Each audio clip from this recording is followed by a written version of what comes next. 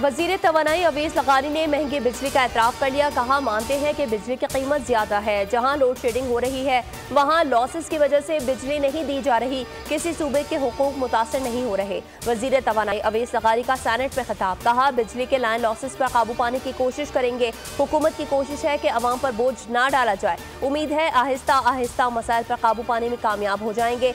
बलूचिस्तान को 10,000 मेगावाट बिजली देने को तैयार है।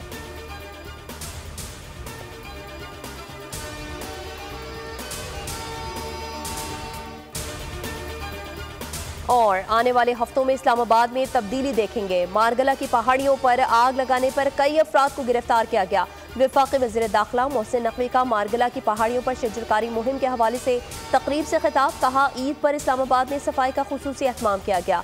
ईद पर पहली बार इस्लामाबाद के शहरियों में बैग्स तकसीम किए गए।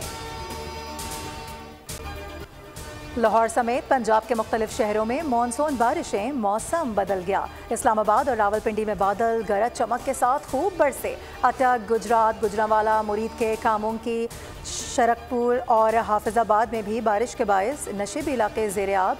कराची में शदीद हब्स, बारिश की दुआएं। महकमा मौसमियात ने 8 जुलाई से बरसात की नवीद सुना दी। कल से अंदरून सिंध भी बरसात का इम्कान।